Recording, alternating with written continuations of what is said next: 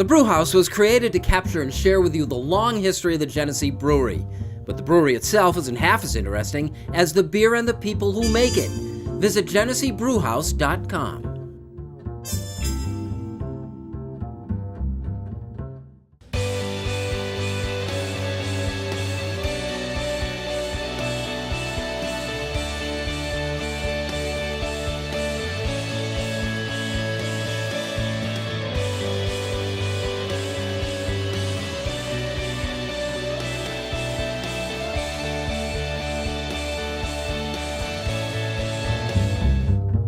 Hey everyone, welcome to the Rochester Press Box presented by the Genesee Brewhouse. I'm Toby Motyka from 13 WHAM Sports, back in Bill Pucko's seat for the week.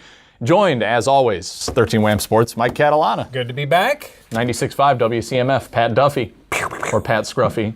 You know the dad joke that I made that you didn't laugh at. No, you did it again though. So here we are. I'm still dropping them. I keep slinging them. Anthony Lipani, former state championship football coach and former athletic director at Irondequoit. Thank you for being here as well. My honor. And I want to get into that a little bit. The word former attached to it. You're a younger guy. May seem a little early, but there's a big reason that you decided to give that up, right? There is. And obviously the biggest reason is family. You know, and when you have a significant medical event, like I refer to it, it's you find out what's pretty important in your life. And quite frankly, the hours, you know, we all work a lot of hours, but the athletic directors, specifically around here in Rochester and Monroe County, you're clocking 16, 18-hour days sometimes, and the night commitments are difficult. I have a young family. I have 4 daughters that are extremely busy in their own athletic careers. So I was fortunate. I went to our leadership in our school district, Jeff Crane and Dr. Tim Terranova, and I said, hey, listen, I've made a decision. I'm going to walk away. Will you support me? And they were phenomenal. They were 100% supportive. They restructured the position, and it's been awesome. You know, I'm spending more time with my own family now, as opposed to spending time with, as much as I love students, I get a chance to spend time with my own kids. So heart attack, correct? And how old were you when you had that? 45 years old. Right. And 2 blockages. One blockage was in the right coronary artery, and the other blockage is still there. It's in the circumflex branch, which is the branch that comes off the left anterior descending artery. That blockage they couldn't get. So I'm currently living with a blockage, and that was a huge part of the decision too. They tried to get that blockage 3 times. So I was on the table 3 times, and I was too young. I could have had a bypass if things would have went wrong, but thankfully things didn't. And bypass really isn't an option at this point because I'm so young and my heart's functioning at a very high level, and I'm able to function at a high level daily. It seems like there's more of an awareness of this type of thing now too, in professional sports as well. You're seeing different people walk away entirely. Gary Kubiak, health reasons. He was young to walk away from the game, but he did it anyway. Steve Kerr, Tyronn Lue in the NBA, taking a break. It seems like people are becoming a little more aware of these things, or maybe it's just becoming more acceptable. I mean, what do you guys think about that? There's 4,000 heart attacks per day in North America. I mean, that's a statistics that's real. So, and heart disease is a foodborne illness. That's what I've learned on my journey the last 2 years. Mm-hmm. So, you know, it's the common American diet, the way the information's coming to us on a daily basis and how busy we are. It's a big cocktail for disaster. It really is. I mean, we're busy people. Stress plays a role in it. I'm not a doctor, so I don't know the scientific physiology behind that. But I will say, you know, you put it all together and you're not taking care of yourself, and then you have any kind of, you know, genes that point in that direction, these things are happening earlier. You know what I want to ask you about, because you don't seem like someone who just had something happen to them. You've learned a lot about it.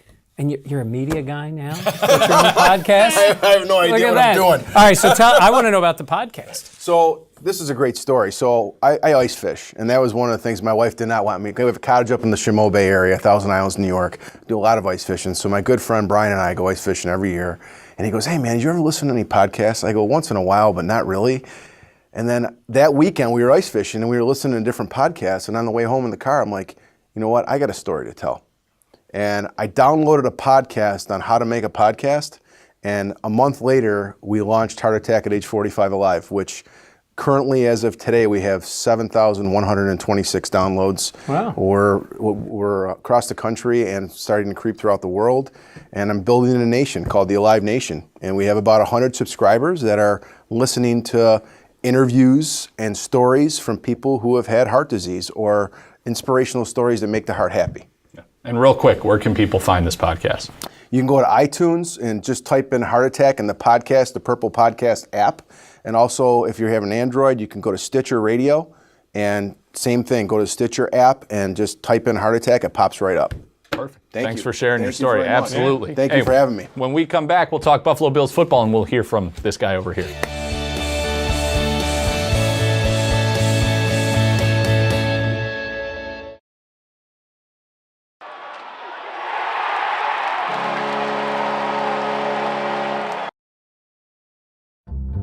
The Press Box, brought to you in part by Connors and Ferris, your workers' comp attorneys.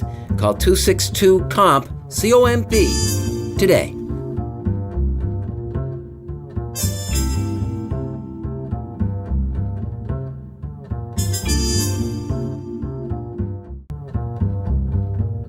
Welcome back to the Rochester Press Box presented by the Genesee Brew House. This segment brought to you by Connors and Ferris. And guys, full disclosure, we're taping this on a Tuesday.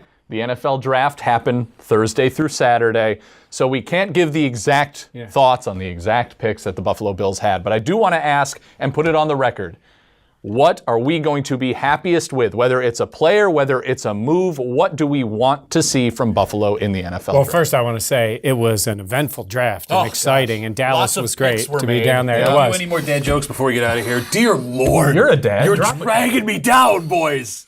Now you finally talk, and this is what we get. Here's what I think. This is the year to get the quarterback. It'll be a success if they go out and get the guy that they were focused on. If they don't, everybody talks about how much you give up. Look, whatever they give up, if they didn't get the right guy, and we don't know that yet, if they didn't get the right guy, they gave up too much, and they messed themselves up for the long term. But this is a franchise, as I've said to you many times, that has never fully invested in the quarterback. It was the time to do it. I hope they did it. That is such an old guy media blanket save myself thing. If they gave up too much and the guy's no good, well, you gave it. If you didn't give up enough and he's good, well, of course, it's not what you don't know if you gave up. What you gave up was too much until 5 years down the road, at which point it's too late to make a decision, right? Okay, I'll give you an example. Okay. The Bills traded back and made an excellent move a few years ago when they traded back. Ended up getting a lower or a higher pick, depending on where you are, lower pick when they took E.J. Manuel. Second round got Kiko Alonso, eventually became LaShawn McCoy. As a trade, that was an excellent trade. Sure. They took the wrong guy. No, but that's my point. Listen. They made out in the trade, but they lost out because they invested 3 years in E.J. Manuel, and it was a failure. So we're not going to know how this quarterback is until we see him play. Oh my, yes. Okay. Fill your holes. Right? Fill the holes that you need to fill now because there will always be quarterbacks. That is every the old man year. take. Every year. There will also always be holes. Okay, you have two holes that popped up out of nowhere that no one was expecting in Incognito and Wood, on top of the holes that you're going to have to fill coming next year. Shady. Hold on, we have a coach here. It's Anthony knows. Oh, look at you. You know I'm right. That's why you're bailing. In high school football, you could build the line, run the ball, especially at Aquinas, and you guys used to be able to do that. The NFL, you got to have a quarterback, right? You got to have a leader. The problem is they just haven't had one. And, I agree. I personally think that we have to go after a quarterback. And I say we because grew up in the 90s. I was the diehard watching all four of them when we lost them all. Yeah. But I also, as a coach, I question hanging my hat on these newbies coming out of college. And that's always a struggle, too. I mean, unless there's a complete stud out there. And I'm sure you guys know who that is, Nobody knows. If anybody knew who that was, they would be a general manager for the rest of their lives. But all of these guys get fired, and that's what I'm saying. If at best you have a 50-50 shot of connecting on one of these quarterbacks in the top 10, you willing to risk 3 potential first-round picks, a whole bunch of second-round picks, when you have all of these other problems over here? Phillip Rivers is the reason why, even if you go find a great quarterback and your team has too many holes, you can't succeed. Out of my face, Mike Catalana. Okay, but...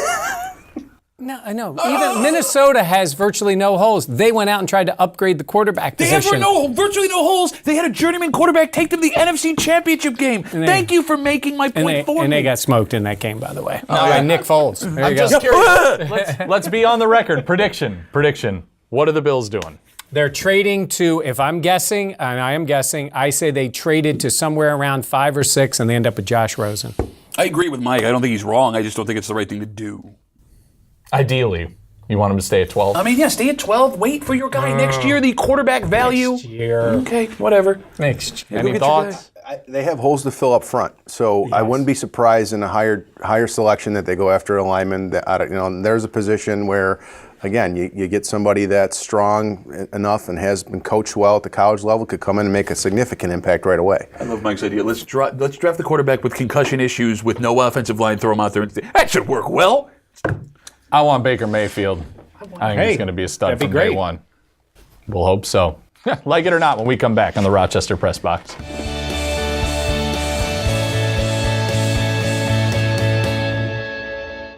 Here's the Press Box trivia question, brought to you by Market View Liquor, where exceptional customer service meets an extensive selection. Jefferson Road at 390.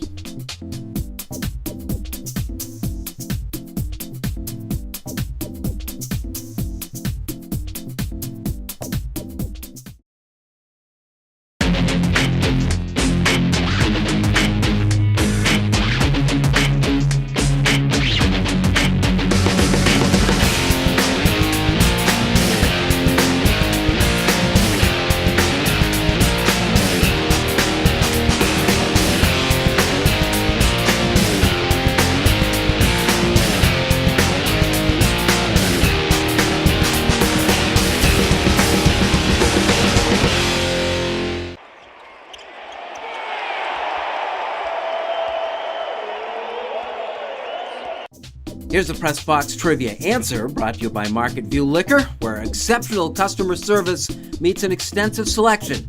Jefferson Road at 390.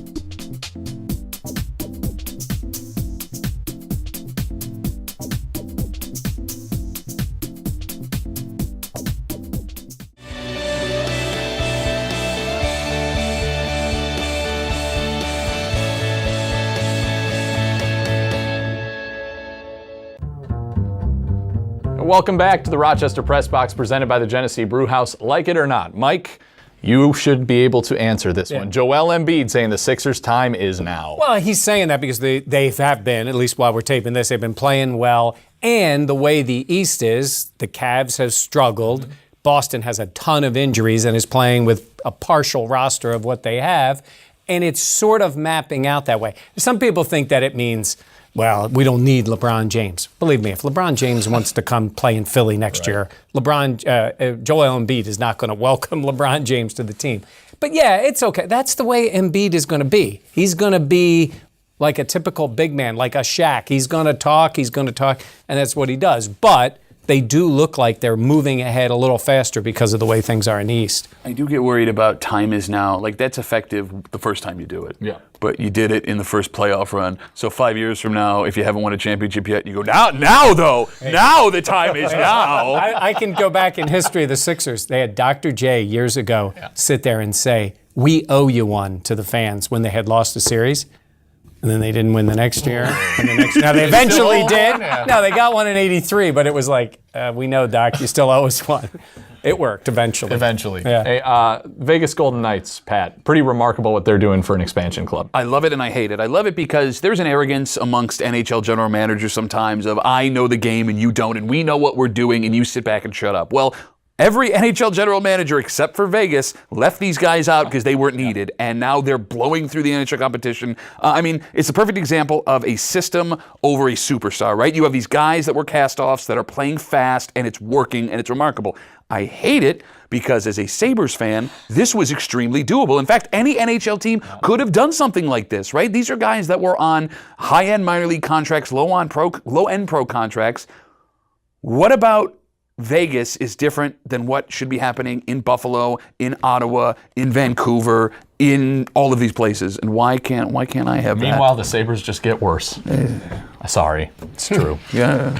Anthony, the idea of possibly taking these spring sports like baseball and golf that need nice weather and moving them to the fall is nothing really in the works on it right now, but it just seems like something that could work if they decide to approach it. We talked about it a lot around the room when I was sitting athletic director, and there's intricacies specific to certain sports and certain seasons. It is logical, like sports like baseball, so right now baseball competes against lacrosse for student athletes, and lacrosse is huge. It's a great sport for kids. But there's also baseball in the spring, and you're trying to beat this weather that literally is every spring. It's a juggle for everyone to make these changes. So, a sport like golf. We talked about golf a moment ago. Men's golf or boys golf, moving that potentially to the fall. There's opportunity there. There's been precedent set over the years of sports being placed in different field hockey. Field hockey is a perfect example of that. Modified field hockey was moved to the spring. So there's opportunity there, but you have to have consensus around the league. It's got to work not only for Monroe County, but for Ontario, for the city. So there's a lot more to it, but it does make sense. Here in Rochester, we can have late summers. We very rarely have early springs. Unfinished business, and we come back on the Rochester Press Box.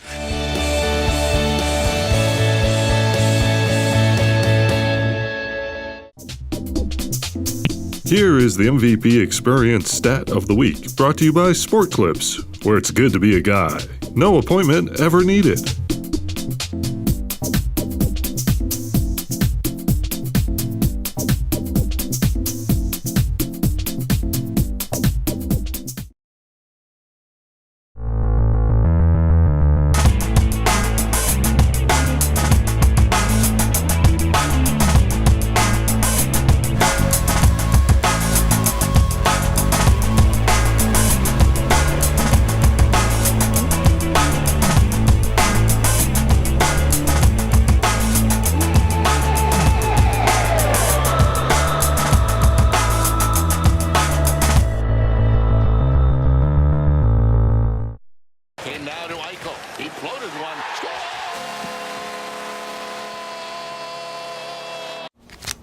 Boom.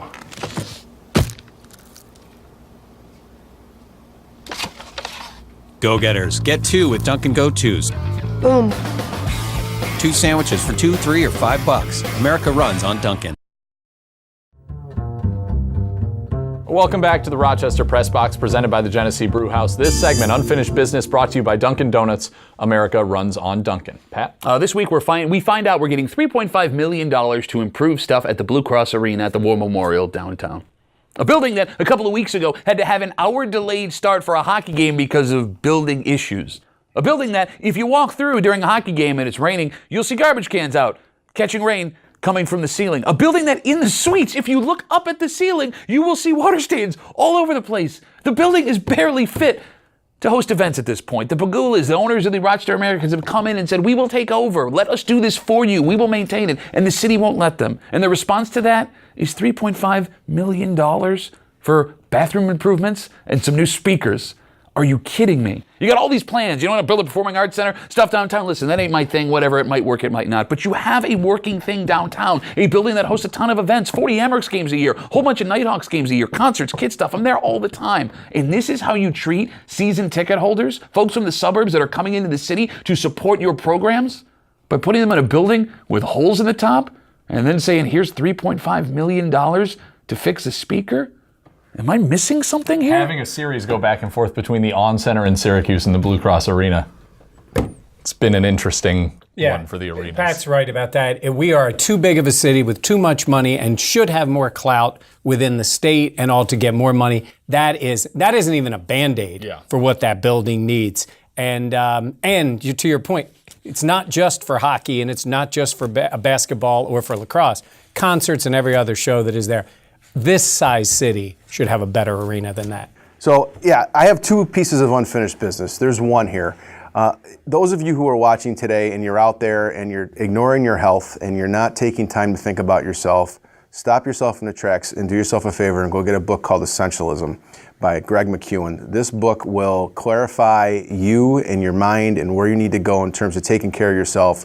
I made mistakes along the way, eating the typical American diet and doing things that I probably shouldn't have been doing. And what I'm suggesting to you, if you're listening or you're watching this show, take time for yourself, research it, and start taking care of your body.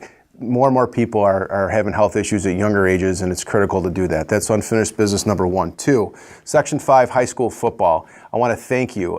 Dick Cerrone, if you're listening or watching this show, anybody that's out there that has been a part of Section 5 high school football my entire career, I want to give back. And this fall, I'm in the process of creating a podcast called Section 5 High School Football. We're looking for people, coaches that are out there that would be interested in being interviewed on this podcast. And we're going to do a segment with 15 weeks, 15 interviews of coaches around Section 5 who are legends or current active legends, and an update weekly on Section 5 high school football. So that's my unfinished business and my way of giving back to Section 5 high school football.